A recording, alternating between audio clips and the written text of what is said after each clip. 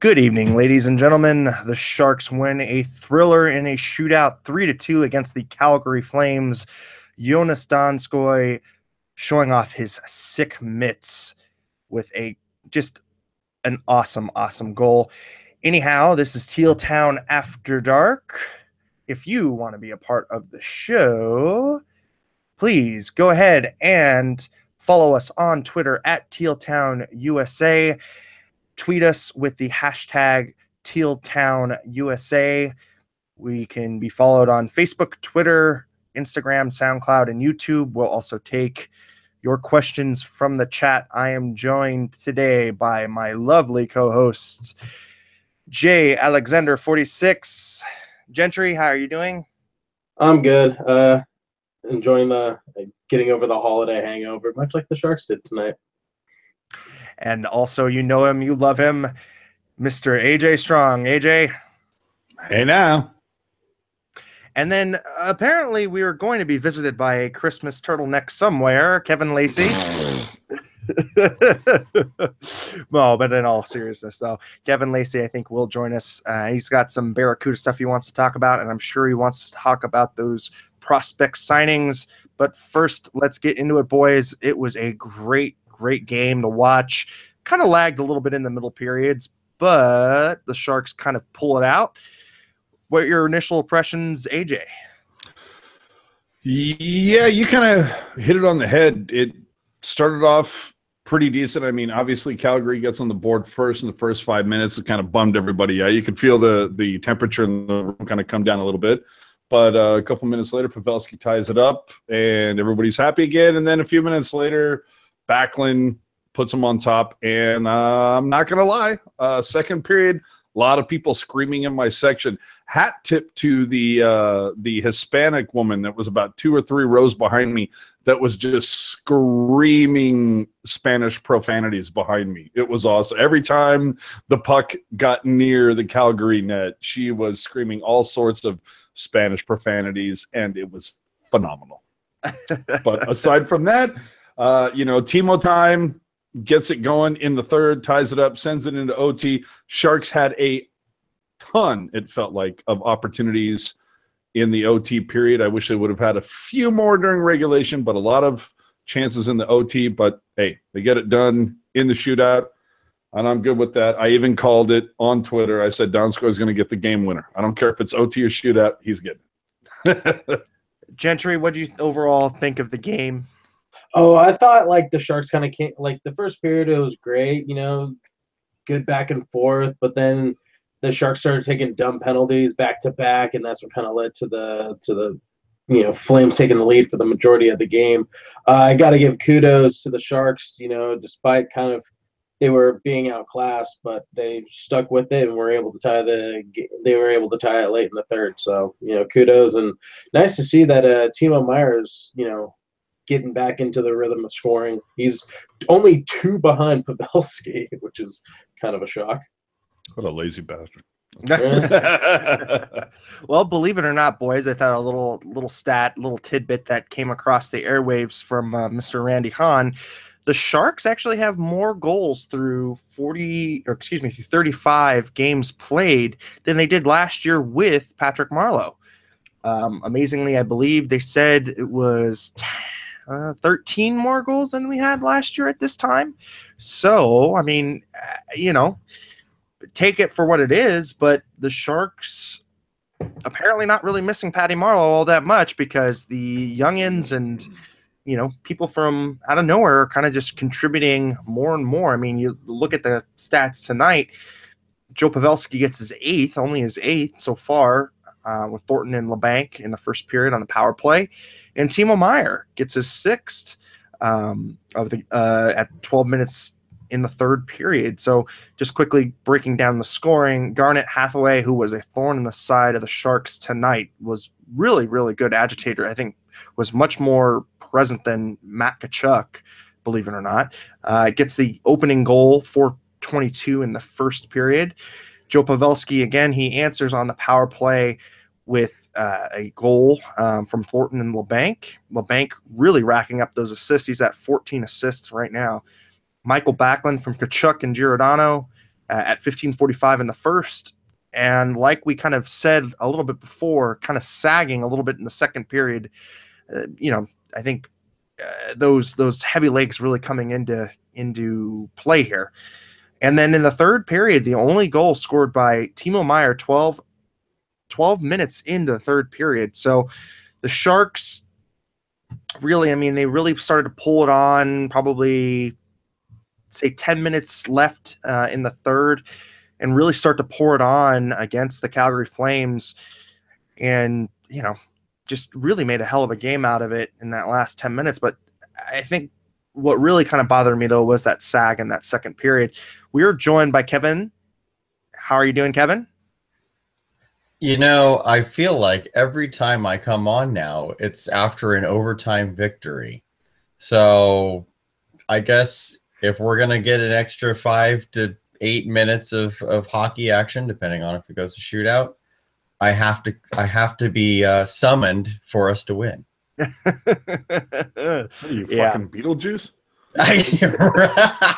Turtleneck. Well, quickly just running down the stats of tonight's game. Shots on goal favor Calgary Flames 34-32, but I think it was a little bit influenced by that overtime.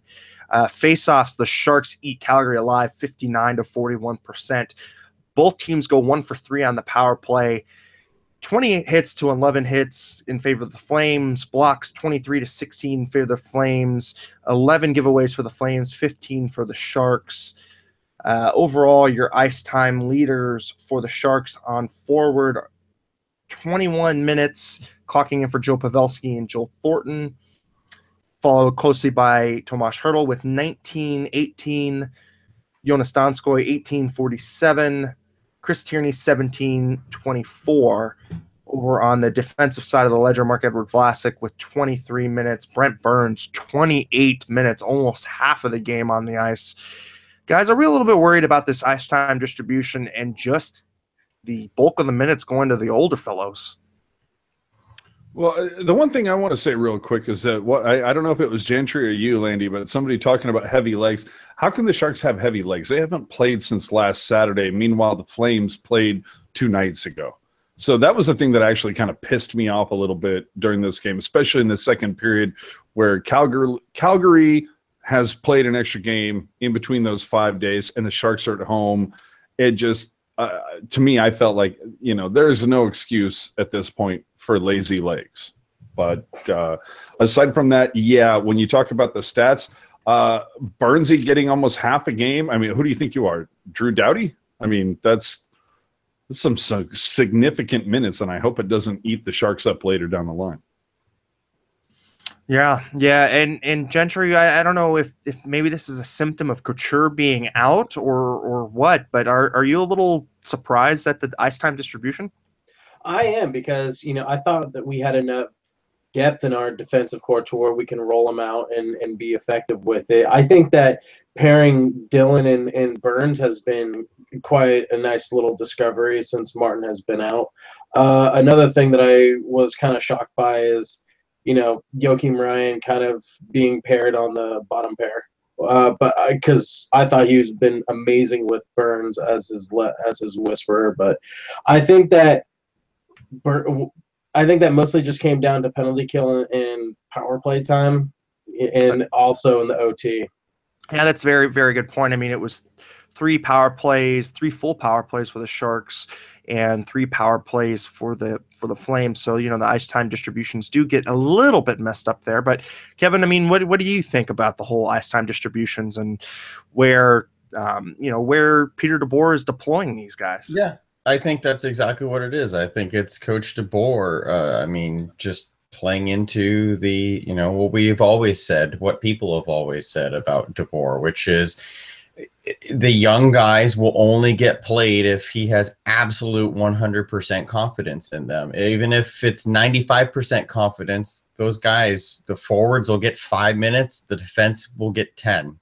So that's what you're seeing right now with Joakim Ryan. Tim Heed's on the pine. DeMello's in and out at times. He's really reluctant to give the kids the ice time. I think it's a give and take, though. I mean, right now it's December. They'll push hard through the stretch, but of January, because there's a glut of games. Then when they get to the bye, you'll probably see the younger guys get a little more ice time again. You know, right now I wouldn't be concerned if it was approaching trade deadline and this is already happening. That might be an issue. Yeah, definitely. And just kind of rolling through too on overall stats. I mean, the Sharks right now are 27th in goals for. That's total goals for at 98. Although their goals against is currently the best in the NHL at 85 goals against. Hey, climbing those ranks. We're up 2 spots from last week. Definitely. And going over to the power play side of the ledger, the Sharks are now in sole possession of 6th place, 6th best power play with 22.4%. I take that back. They're tied with the New York Islanders. However, I don't think it takes into account tonight, so they will go up a click. PK, on the other hand, the Sharks cede first place back to the Kings. Their PK is now at second place again at 86%. On the face-off dot, they are 7th, clocking in at a 51.5% clip. But, I mean, I think it just kind of goes overall into the success that the Sharks are seeing without one of their key pieces, Logan Couture, who did, by the way, practice. Did he practice in a non-contact jersey tonight, guys? Does anybody know? From what I saw from Kurz and Pashelka, no, he was at the orange, no contact. So participating in the practice, however, still got the non-contact jersey, which, I mean, that's a good sign to see him on. But, you know, I think it's also, you know, it's 4 games now we haven't seen Couture. I think it's safe to say he's probably going to be out at least another couple. And Matt Webdev saying Logan hasn't taken a full practice yet. I mean, so, you know, Couture's still kind of missing in action. I mean, we know where he is, but unfortunately, it's just not kind of coming along. However, with that being said, the Sharks have been pretty successful. I'm going to pull up their last 5 here, but they go. No, this is the funny part, dude. Since Couture has been out, the Sharks have won every game, whether it's been an OT or not. The Sharks have won every game since Couture has gone out, which, of course, I made fun of and said, oh, time to trade Couture because clearly he was the problem. Well, I think it's kind of starting to show that, you know, with Couture being out, you know, it's nice to see, you know, guys like Hurdle stepping up and you can slide people more into their positions. Because and it's nice to kind of see Hurdle, you know, having success at center. Right. And that's a great point, Gentry. I think it really forces Hurdle to be a center. And it really kind of says, okay, put all your cards out on the table. Show us what you really got as a centerman. And you know what? Not a lot of drop off on that second line. I mean, of course, you miss Couture. And he was at 70% tonight on the faceoffs. Dude, yeah. Hurdle has, I mean, whether you want to admit it or not, Hurdle has become the next generation of Marlowe. Because how many times have we seen Marlowe become the jackknife of the team? Whether it's, oh, we need you at wing, we need you on the second line center, we need you third line wing, we need you second line wing. No, we need you third line center. That is what Hurdle is becoming right now. He's becoming that kind of jack of all trades. And I'm the first one to, you know, wave the flag saying that Hurdle is a winger. As much as the Sharks want to make him a center, Hurdle is a winger. That's where he's had the vast majority of his success. But I'll tell you, since Couture has gone down, it's making people think that, oh, Hurdle, maybe he is starting to understand the center position. Sleepy Mofo in the chat brings up a great point. Hurdle. Nobody cares what Sleepy Mofo is. Hurdle and Tierney both on contract years and really, really showing it.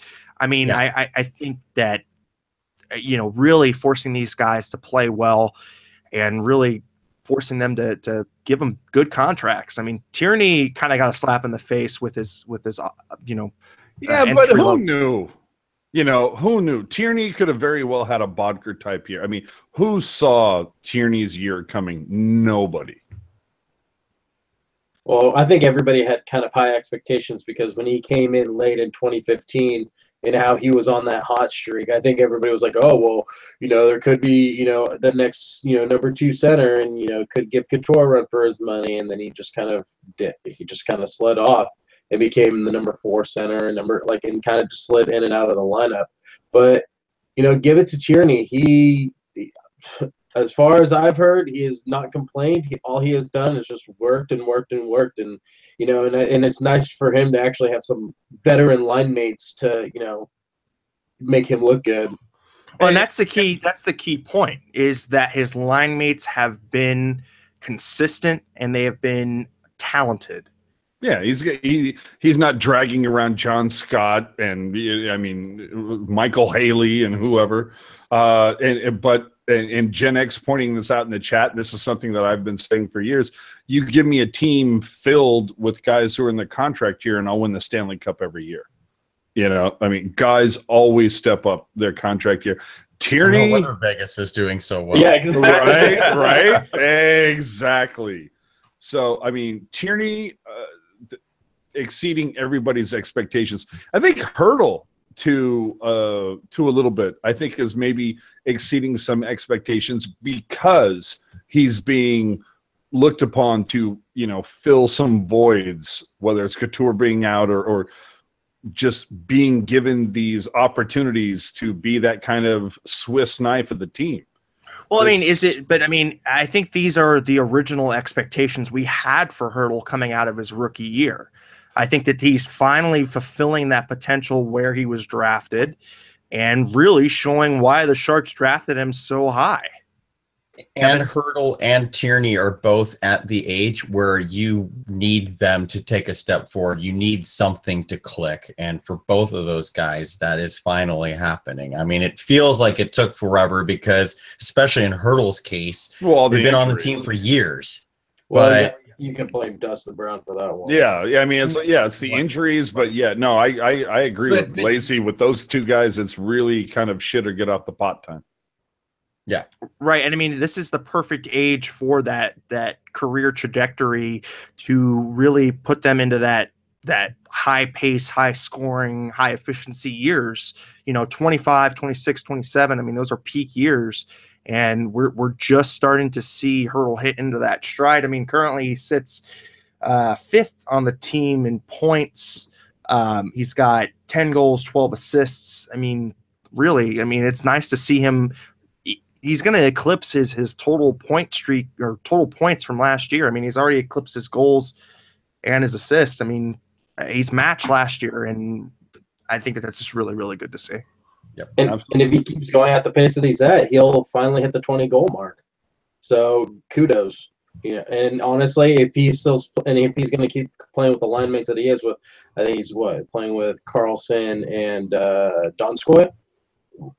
Keep them together. That line is dangerous every time because you've got Carlson who's got the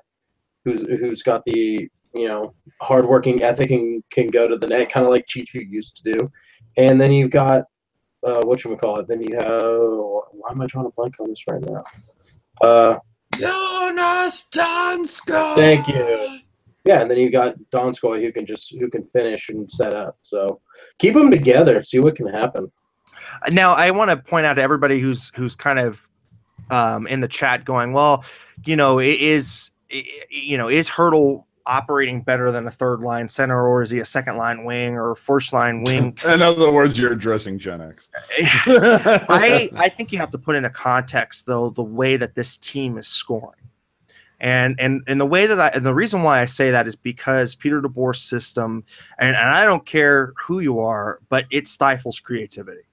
So if you were to pluck Hurdle and you were to put him on Vegas, if you were to put him on the Caps, if you were to put him, hell, even on the Predators, a team with a little bit more. Hey, let's not get crazy. Just a team with a little bit more offensive acumen, so to speak. I think that he definitely would have inflated stats, and I think he would be at a higher clip than he is currently. Well, let's put it out even to the chat room. All the guys in the chat, there's a couple of people saying, Hurdle should be a center. Hurdle's better on the wing. we'll ask it right now. Where do you think Hurdle should be? I am one of those people that thinks that Hurdle is a winger, especially on a center-heavy team. Rob Iman, no, it is not a Sam Adams. No. This is Dragon's Milk. I don't drink that Sam Adams BS. That's like the McDonald's of. Well, ask Gen X. He's very familiar with crappy beer. I'm just saying. So, and somebody bringing it up. I mean, somebody's calling the even strength metrics to show Hurdle isn't performing well. I just don't. I disagree. I think he's had a huge presence. At least the last 6 weeks, maybe the first 6 weeks. Yeah, but yeah, dude, I think this might be one of Hurdle's. Now, again, take into account that he's had to fill in for spots for people that were injured. I think this might be one of Hurdle's most consistent seasons as a Shark. I totally agree. And you wonder why Logan is where he's at points wise is because Hurdle creates space for Logan, right? I mean, yeah. Hurdle is, for all intents and purposes, a power forward. That's the style of game that he is playing right now. He's not playing a playmaker style. He's not playing a sniper style. He's playing a power forward style of hockey. And so what you want them to do is to create havoc and to create space for your goal scorers, i.e. Logan Couture. So if Hurdle wasn't on Logan's wing, I don't think we're seeing as much, now keyword as much, of a scoring uptick for Logan. Yeah, and give it up for Chivo, Chester Chivo in the chat. I mean, really thinking outside the box. He wants Hurdle to defense and Burns to forward. So, oh goodness, I don't. I mean, if we're really, I mean, just to kind of go off tangent a little bit on that, I would not trust his knee playing as a defenseman, especially if you guys got to skate backwards. No. Hey, so you want to hear just a quick bit of news from being at the game? Sure. This is the thing that kind of bums me out. So tonight was and here's something that'll bake your noodle. Look at they have these things, if you're not aware, the digital ticketing. But lo and behold, somehow I got my hands tonight on, I guess we call it an analog ticket. I mean, like it's tangible. I can actually take this and frame this, and like I can touch it. It's kind of cool. You can get autographs on that thing, right? Yeah. I wish the Sharks would do, more. I thought you had a Snapchat filter on because that was so foreign to me. No, but tonight I found out, unfortunately, that tonight was emoji puck night, and I have some pucks here to show you. But the thing they fell over. The thing that is a bummer was I talked to the people at the Sharks Foundation. Tonight was supposed to be social media night. I thought it was going to be against Pittsburgh on January 20th, but evidently tonight was supposed to be social media night, which is a big bummer. I mean, the Sharks have done great things on their social media nights. So yeah, what are you going to do? Why they pulled the plug on that? I mean, did they find out AIM died and so they pulled the plug? Like, I have no idea. It bums me out. But so to show you some pucks that I got a hold of tonight, this one is actually for the guy in the chat, Dave B. Pilot. He said, please, somebody hook me up with a puck. So that one's for you, good sir. This is Tim Heed, number one fan. You got that one, good sir. We'll talk about Venmo later. We got Justin Braun on a shark head. Kind of cool. We have Yoki Ryan, number one fan. I'm sure there's somebody who can claim that, number one fan. Kevin LeBanc, number one fan. In other words, there was a lot of number one fan pucks. I'm just saying. Nice. Timo Time, another number one fan. And again, going with the emojis, Tomasz Hurdle. Ooh. Right? That one's pretty cool. And finally, and there were only 3 of these. There were only 3 pucks that actually featured a player's face. And it was Thornton, Burns, and Marlowe. And my captain, Joe Pavelski. Needs to be a vodka puck, everything. Oh my God, that would have been great. So yeah, I guess that would have been the thumbs down emoji. Show the press. No, now you want to hear the fun part? You want to hear the best part? You want to hear the awesomest part? Is the fact that Hockey Jerk, friend of the show, Hockey Jerk, texted me just before the tank got really full. You know, he was able. He apparently got in line early, right as the gates opened. And he went up and he bought 2 pucks. Both of them were bonkers. Did they have a poop emoji on it? Yeah, right? Oh, that would have been fucking brilliant, dude. and it would have been the meh emoji. No, you want to hear what's so funny? As there was a few people, and I'm not even going to lie, dude. I was one of them where it was like, okay, I knew I was going to buy 3 pucks. And so it was I picked 2, and then I asked the person behind the behind the table. I said, "Okay, do me a favor, pick one of them for me." And they're like, "Okay, that's a lot of pressure." And I was just like, "If it's not a vodka puck, we're all good. It's fine." And then it was opened up the first one that somebody else picked, and it was Pavelski, and I was like, "We're all good." And then actually I did buy another puck out of this whole group, which ended up being a Ryan Carpenter. And then a friend of the show, Megan, she says she was near me when I got the Ryan one, and she goes, "Oh my God, I take my niece to Barracuda games all the time. She loves Carpenter." And I was like, "Here you go." Well, getting back into the kind of the whole Shark sphere, Shark stats, and we highlighted this portion of the schedule where it was 6 against Pacific Division rivals and said, man, the Sharks really, really need to do well here. If the Sharks are going to be in an upward trajectory, then they're going to need to come out with some serious points. And the Sharks go 4-1-1 in these last 6. That's huge. It's huge. I think it really, getting points 5 out of a possible 6 games, and especially getting 2 points out of 4 games. They got 8 out of 9 possible points in their past couple of games. So, it's sneaky being up there. It's it's not spectacular. You're not going on Vegas type, streaks, but it's sneaky. And as long as you keep getting those points, as long as you're playing good defensive hockey, which the Sharks have been playing for the most of the season, that's the type of stuff. I remember they're playing similar to what LA was playing, when they came in as the 8th seed and they ended up winning the cup. I think if you play that defensive style and you play, that's the type of style that you want to play in the playoffs.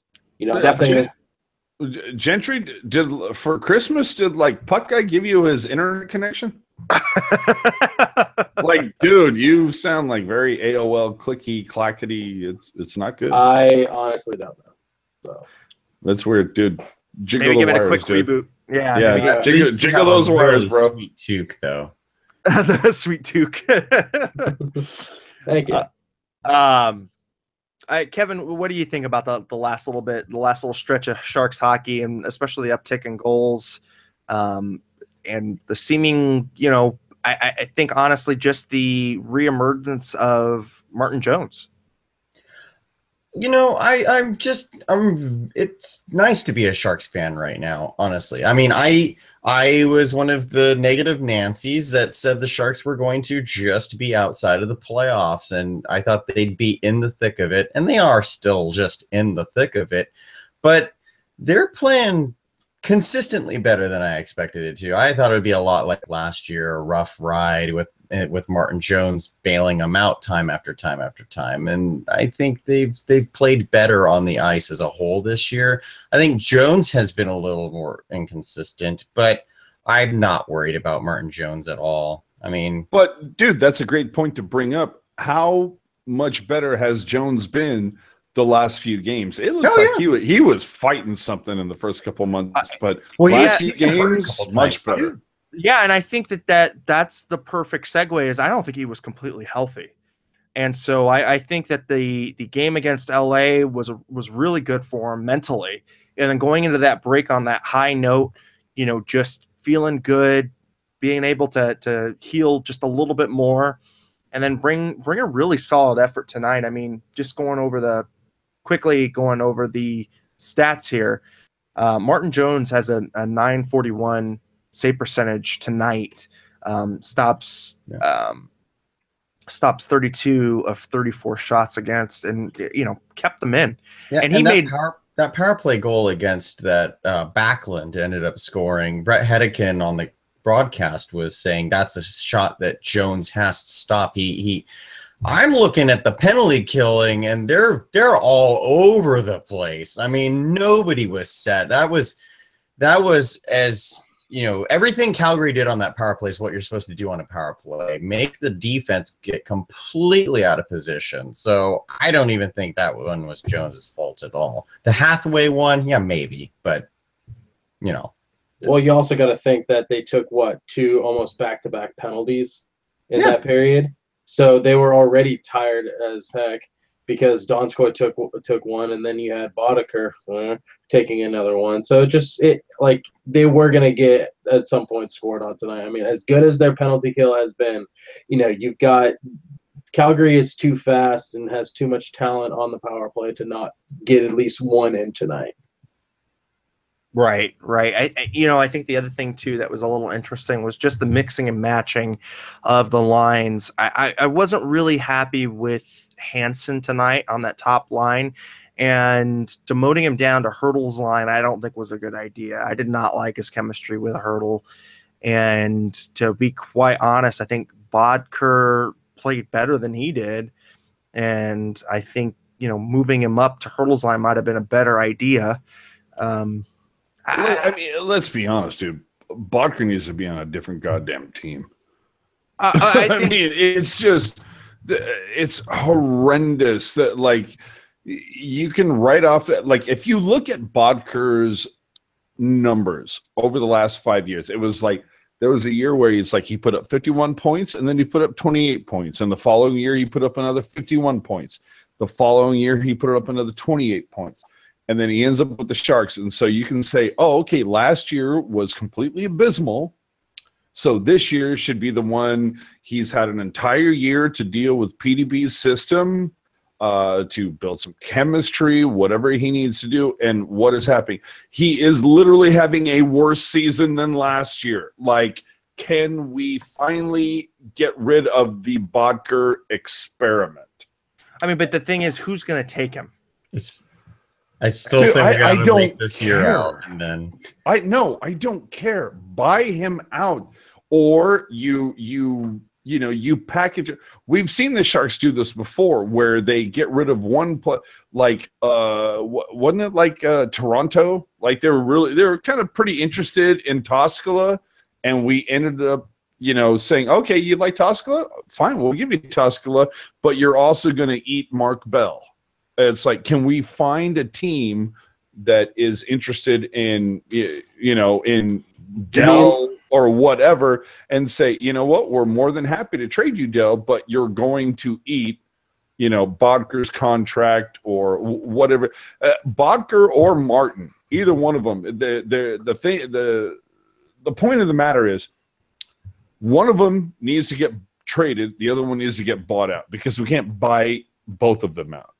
Well, here's also the deal. I mean, you have three really, really sucky contracts on the books. You got Hansen. I mean, the contract itself from Hansen isn't bad, but he is not living up to what he's being paid. That's more what they gave up for him. Yeah, Paul Martin, Goldobin, but Paul Martin, and then Mikael Bodker.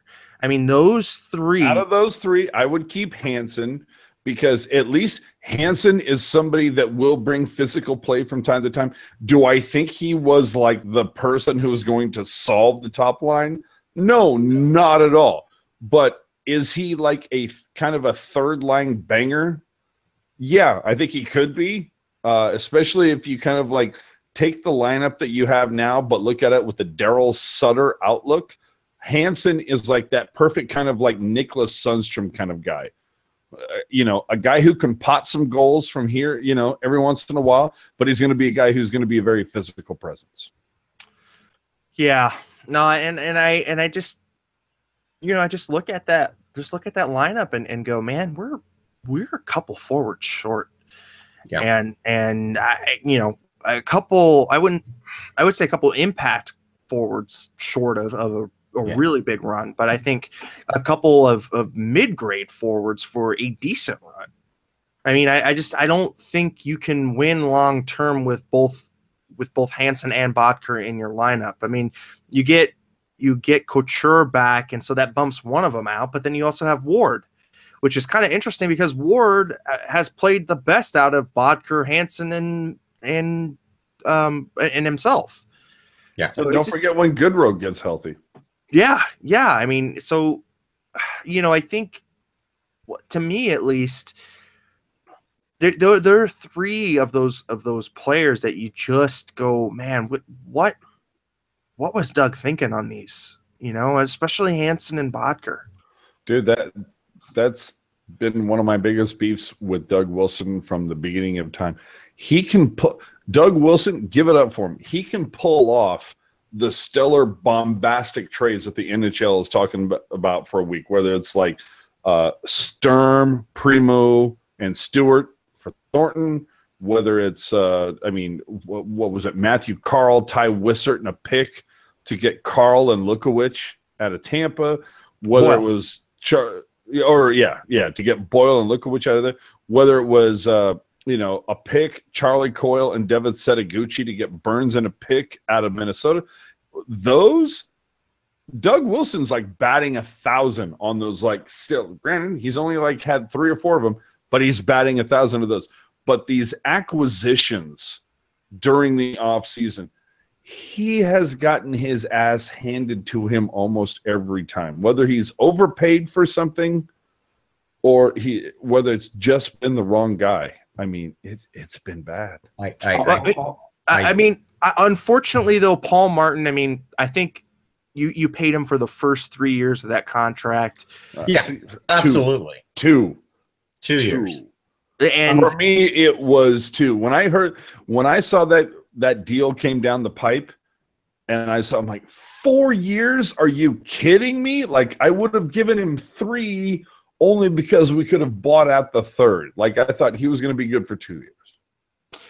And, I just don't think without the money and without the term, he was not coming here.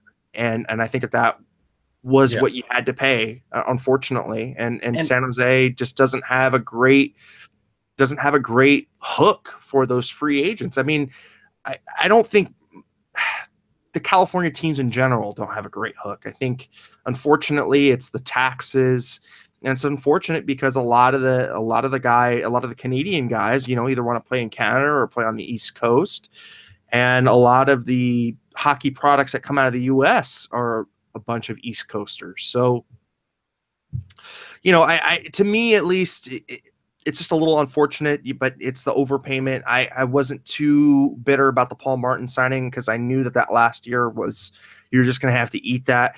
But the one that's the scratcher, it's got to be Bodker. But the thing is, at the time, you couldn't find a single person who said that was a bad signing at the time it happened. Which one? Just hasn't worked out. Which one? The Bodker signing. Tell me one person who said that was a bad signing when it happened. No, I completely agree with you. I mean, it hasn't worked out. It's been terrible, but we all heard that was, it's like, oh my God, it's the what the napkin line, right? That this is it was supposed to be couture. Yeah, right. It was just going to be this amazing line that solved so many problems and what was supposed to give the top line more freedom, because now the opposing team had 2 stellar lineups that they were going to have to deal with. And that has so not been the case, unfortunately. As much as you want to think it might be, but it hasn't. And give it up to Hockey Jerk. You know, Hockey Jerk went out on the biggest limb just before the season started. So, I think, but well, it depends on what day he tweeted. Let me see. One day in October, he said, I think Bodker's going to have 25 goals. And then a week later, he tweeted out, I think Bodker's going to have 18 goals. And then 2 days after that, I think Bodker's going to have 20 goals. Hockey Jerk? Dude. I think he might either he'll get moved at the deadline and, he might come with a package deal. I think he's going to have to, you're going to have to move somebody out.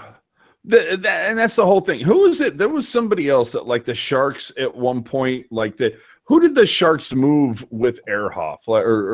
I just remember I just remember the Sharks moving somebody that had Lukowicz. Was that what it was? I remember a couple times the Sharks moved out somebody that was decent, but they packaged them with somebody that was shit. Yeah, it was Ehrhoff and Lukowicz for Patrick White. Yeah, but no. Because that deal, that was the whole thing. Is the deal to get Ehrhoff out of here? That was all to free up cap space to acquire Heatley. I get that, but I'm talking about I know there's one or two trades that the Sharks made where it was okay, we're going to give you someone decent, but we're also going to package you a piece of crap. Mm-hmm. That trade, by the way, turned into Chris Tierney in the end. Yeah. So I mean, yeah, exactly. I mean, Chris Tierney definitely been a pleasant surprise for where he was drafted, and I think really starting to come into his own. I mean, speaking about signings, I mean, the Sharks make a couple of entry-level deals. Kevin, I mean, I know that you've kind of followed this a little bit more than I have, but both Joachim Blatchfield and God, this name. Jaden Halbigawatz. Oh, Jesus Christ. Gen X already all over the pronunciation table and trust me, folks, I spent my time on my way from work to home just repeatedly saying his name, trying to get it right for tonight. Yeah, and we're talking about a guy who had a hard time pronouncing Lacy. Halbigawatz. Ugh. I don't know. The Blichfeld signing's nice. He's currently playing the World Junior Championships under 20, which you can watch live on NHL Network. Another Danish product. What's up? Another Danish product. Yeah, another Danish product. Here's my thing with Blichfeld is that at training camp, 2016 training camp, I was really impressed with him. He was a kid, 7th round pick, late 7th round pick, came out of nowhere. Nice shot, accurate shot, great speed, great skating, decent hands. But then when it came time for the teal and white game, he was invisible. And then this year at training camp, again, when it came to the scrimmages, he was invisible. And I'm worried that this kid is too slim. And obviously he's still young. He can add weight or whatever. He probably needs about 30 pounds added and still be able to skate at the level he is to be an NHL player. Well, here's his deal. He's 6'2" and he's 176 pounds. That is really lanky. I mean, he's only 19 years old, so you can pack as much. You can pack a lot on. I mean, just look at the banker this year. I mean, and how much weight he put on and still keeping his speed. But yeah, you're totally right. Really scrawny. Halbigawatz, he's really small. He's 5'8", 165. He's leading the entire Canadian junior system in points at 61 points in 36 games. But he's an overage player. He's an overager. Yeah. Yeah. However, the plus on that though is last year in 71 games when he wasn't playing his overage year. 101 points in 71 games. I mean, that's exactly where I was going with it. Yep. Yeah, 50 goals, 51 assists. I mean, the 50-50 club in the WHL is nothing to smirk at. So, what I worry about as far as size, because I'm the biggest fan of Victor Arvidsson. Size doesn't really matter. You look at that year even before that. He didn't put up a lot of points, but then he killed it in playoffs. Last year, over 100 points in the regular season, invisible in the playoffs. So consistency might be a little bit of an issue there. Maybe it's because of his size. I don't know. I just hope he doesn't turn into a Nikita Yevpalov who scored 50-something goals in his overage year and is now playing in the KHL. So. Right. I think, and that is the worry. But I mean, he doesn't cost a pick. I mean, exactly. He was just an entry level deal. So that is kind of nice for the Sharks if they can find another gem in the rough there. I mean, he might be a little, but I mean, hey, if Johnny Gaudreau can do it, there are a lot of other people who can do it. Wasabi Sabi, baby. That's right. Wasabi Sabi. By the way, Johnny Gaudreau is still on the ice at SAP Center right now. I believe he's got currently 64 minutes in ice time and overtime. Because I love that kid. I think he sat a total of maybe 40 seconds in OT. Dude, wow. I love that kid. Hey, here's a good time to move on to around the league. Yeah, shall we do? So the Capitals. Oh my God, Capitals! You guys pissed me off as a fantasy player. Capitals beat the Boston Bruins in a final in the shootout, 4-3. And of course, Ovechkin, if you're playing fantasy, does get a power play goal on this one. Holtby takes the win. Khudobin was actually able to take a loss in this one without knocking his own net over. I know. It's a lot of people about that. Yeah, a lot of people don't. They're like, really? He was able to do that? Yes, it happens. The Tampa Bay Lightning take a 3-1 victory over the Montreal Canadiens. Stamkos getting 2 goals in this one. One of them on the power play goal. Vasilevsky takes the win. Carey Price takes the loss. That's right. Carey Price was unable to Cam Ward this bitch. Down in Sunrise, Florida, the Panthers take a 3-2 victory over the Flyers. Former Sharks great Reimer takes the win in this one over Billy Elliott. What are you going to do? Oh, my God. Arizona still looking for their double-digit win. That's right. They only have 9 wins on the season. 9-26. Still, the Coyotes unable to find their double-digit win from the Maple Leafs, who beat them 7-4. And, of course, Patrick Marleau scores 2 in this one of them on the power play. And, of course, Austin Matthews, another goal for him. God damn it. That pisses me off. The Vancouver Canucks. Hey, that's San Ramon native Austin Matthews. Yep. Still don't care. The Vancouver Canucks. Mean future San Jose Sharks Austin Matthews when we trade him eventually in a 3-for-1. With any luck. The Vancouver Canucks get a 5-2 victory over the Chicago Blackhawks. Wow, are the Blackhawks finally starting to drift up? I hope so. Markstrom getting the win in this one. Forsberg getting the loss. No real big anything to talk about in this one, except for the fact that Gagne got 2 goals in this. Vanek got 2 goals in this. He had 5 points on the night. That's what I'm saying. I mean, dude, like if you have some Canucks players in your fantasy team, you had a really good night. And then Besser getting the kind of garbage goal with 18:35 left in the third, I'm sorry, at 18:35. And finally, and this is a good one for, well, I don't know if it's a good one or not when you consider 2 teams that are ahead of the Sharks in the playoffs. The Golden Knights, 3-2 victory in overtime, which sucks if you're a Sharks fan because it's one of those 3-point games. The Flower getting the victory. Jason Quick getting the loss. Probably he was. Who? Jason Quick? No, I like fuck Jonathan. I like calling him Jason because Jason's just a worse name than Jonathan. I was like looking at him as Jason. No, you're like Jason. I'm not gonna call you Jonathan. Fuck Jonathan. No, I'm gonna call you Jason.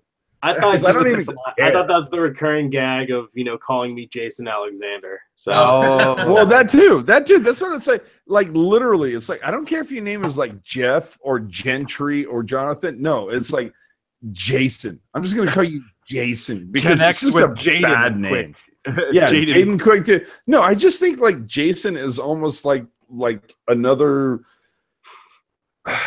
It's just it's almost like the word fuck. It's like, no, fuck you. Like, no. Jason, and if any of the people that are watching us that are in the chat and your name is Jason, your parents named you a awful name. So the Golden Knights, 3-2 in overtime. I have a brother named Jason. There you go. Well, his name is fuck. Gaborik and Doughty get in on this one. Doughty, to me, is it just me now? Like, Landy, I want to ask you this first. We've seen Brent Burns have, we're almost at the halfway mark. We're like, what are we at like maybe the 36th game this year, 35th, 35. somewhere there? We're at 35. Yeah, so the 35th game. Burns, statistically, has had an awful year. And this is the thing that maybe I can get into it later. Puck guy, kiss my ass in the chat. This is the thing that's like kind of gotten on my nerves is the fact that Brent Burns is like listed in the All-Star vote. And I'm like, have you seen Brent Burns play this year? Nobody is voting for him. Last year, absolutely. And that whole thing pisses me off. But you look, Brent Burns has like, 5-6 goals right now? But then you look at Drew Doughty. He only has 6 goals this year. And that's the thing that pisses me off about all-star games, whether it's hockey, whether it's basketball, that the fact that they start taking these votes like 7 weeks into the season. Uh-oh. And it's just kind of like, no, hold on. Into the All-Star rant. Here it comes. Well, yeah, the All-Star rant is going to start because I think that is completely stupid as shit. Because you are literally like, you're sitting there going, oh, that guy should be in the All-Star game. And you're like going, dude, it's December 10th. He has 1 goal and he's a -13. And you want to give him an all-star vote? Like, literally, that's like the deal with Brent Burns. It's like, did he have it? Before we lose everybody watching, please subscribe somewhere. Oh, fuck you. Down there somewhere before you do head out because, AJ is on his all-star rant. No, but I totally agree. My soapbox. Yeah, it is a very, very small selective sample size. We'll give you that. And just kind of wrapping a bow on that, I mean, they're only 3 points different, and it's 3 assists. That's literally the only difference between Brent Burns and Drew Doughty at this point in time. Right, and neither of them should be right now voted for to be in the All-Star game. Let's be honest. Right. I agree. So let's kind of quickly round out the standings in the Eastern Conference. New Jersey, again, leading the Metropolitan Division with 49 points. They're in a tie right now with the Capitals, but New Jersey's got 3 games in hand on Washington. It's pretty crazy. Columbus in 3rd place with 47 points. Shifting over to the Atlantic, the Tampa Bay Lightning are the class of the East. They're probably the class of the NHL at this point. 56 points, and Jentry is holding up a Funko Pop that says Steve Stamkos because that's how we've always referred to him. Steve Stamkos. Steven. No, these were wonderful Christmas gifts that my girlfriend got me. She got me Ovechkin, Stamkos, and I have a Vladimir Tarasenko one. Then I got the Burns one that's behind me. Have you seen the Lundqvist one? Huh? Have you seen the Lundqvist one? I have, and it's no. I think the worst one is the Holtby one. They did not nail that one. Oh, shifting. Toronto actually in 2nd place with 47 points. Boston in 3rd place. Still Boston hanging on with 46 points. Over in the wild card, the Rangers are in 1st place with 40 or first wild card position. With 44 points, but they're tied with New York Islanders 44 points. Both at 37 games played. But but Boston, I'm gonna say this is like Boston and the Sharks are kind of doing the same thing where they're not doing it flashy, but they're quietly still sneaking into that playoff spot and playing some decent hockey in the progress. So it's going to be fairly interesting, once we get into the March and April, months. Definitely. I mean, Carolina also too kind of lurking in the background.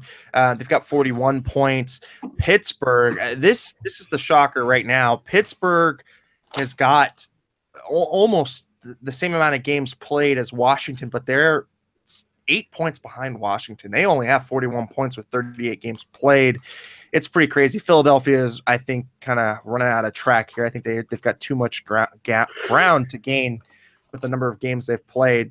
Switching over to the Western Conference, i.e. the better conference in our opinions. Nashville leads the Central with 49 points, 36 games played. Winnipeg in second with 48 points. They've got 38 games played. St. Louis in third, but they're tied with Winnipeg in points, but they've played 39 games. Over in the Pacific. Vegas, I just don't know how this is happening, but anyhow, it's happening. 36 games played, 52 points, leading the Pacific Division. Los Angeles, 38 games played, 49 points, and the Sharks with 35 games played. Mind you, we've got one of the lowest games played in all the NHL, but still firm grasp on third place with 44 points. See, this is the thing that's going to bite the Sharks in the ass at some point, and I fear it's going to be sometime soon, is if you look at how many times since the schedule started did we see the Sharks play like they played Saturday night and they didn't play a game until Thursday? Yeah. And then they played Saturday and then they didn't play another game until Thursday. I mean, you talk about how compressed the schedule was last year versus what it is. I mean, so uncompressed over these first 3 months. The Sharks are about to get screwed. I think I feel like really hard in January. Yeah, because they play 4 home games. I think it's January and the first 2 weeks of February they get slammed with games, and there's an all-star break in there. And a bye week, and they haven't taken their bye week exactly. Yeah. So they've got to press a lot of games in. Yes, they're quickly going to make it up. Yeah, and Laurel, this is for you. This is the swear jar. I'm already donating. Here's the swear jar. Tealtown USA swear jar, baby. All right, going over to the wild card. Dallas, our next opponent. Dallas is first in the wild card with 43 points, but they've got 38 games played.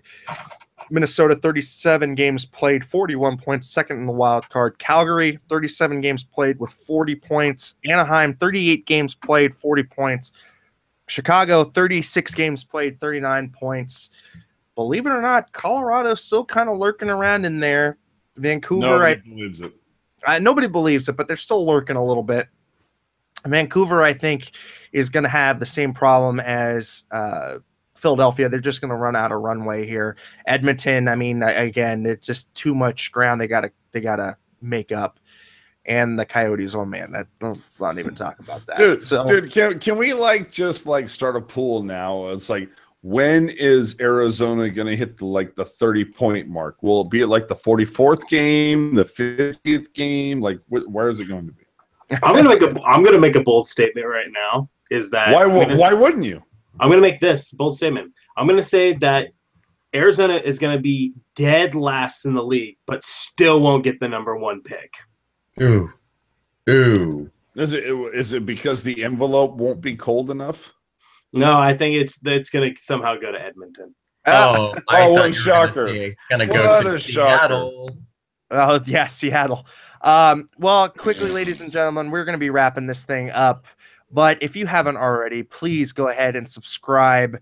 Down below, there's a red button on YouTube. We're also on TuneIn, Stitcher, SoundCloud, Google Play, iTunes, and of course, for all the editorial news, up-to-date kinds of just off-the-wall kinds of subjects and stuff, go to tealtownusa.com. You'll find everything there, all the Sharks content you could possibly want.